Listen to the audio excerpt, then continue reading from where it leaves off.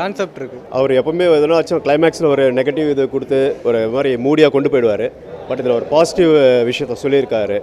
சாமானிய மக்களை கூட யாருன்னா அவமதிச்சாங்கன்னா கண்டிப்பாக அவங்க ரியாக்ட் பண்ணி ஒரு இதுவாக ஒரு ஃபெரோஷியஸாக வருவாங்கன்ற ஒரு நல்ல மெசேஜ் சொல்லியிருக்காரு. Nice movie, entertaining. நல்லா இருக்குது மூவி, நல்லா இருக்குது, பார்க்கலாம். ரொம்ப நல்லா இருக்குது, பார்க்குறதுக்கு என்ஜாய்மெண்ட்டாக இருக்குது. ஓவராலாக யூத் பார்க்குற மாதிரியான மூவி. மற்றபடி கிளைமேக்ஸ் ஃபைட் சீன் நல்லா இருக்குது, பக்காவாக பண்ணியிருக்காங்க. ஜெயோட ஆக்டிங் அதில் நல்லா இருக்குது.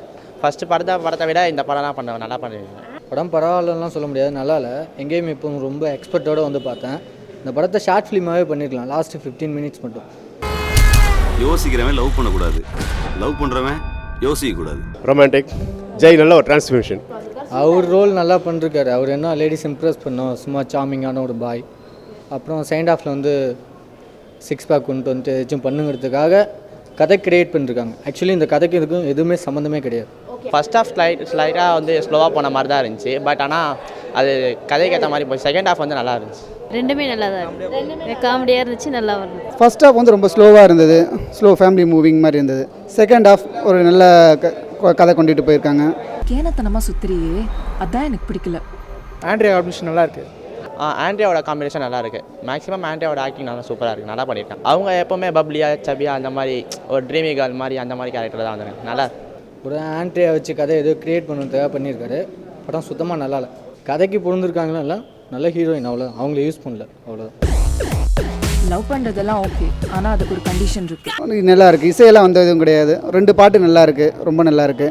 ஒரு பாட்டு கொஞ்சம் சுமாராக இருக்குது, ஆனால் படம் வந்து ஓடும், அந்த அளவுக்கு இருக்குது. பாட்டு ஒரு 2 பாட்டு நல்லா இருக்குது, மீதி சொல்கிற அளவுக்கு இல்லை. காமெடிலாம் சும்மா இன்றைக்கி நாங்கள் அவங்க எல்லாருமே பண்ணுறது தான் காமெடி. டைமிங் தான் இன்றைக்கி காமெடி.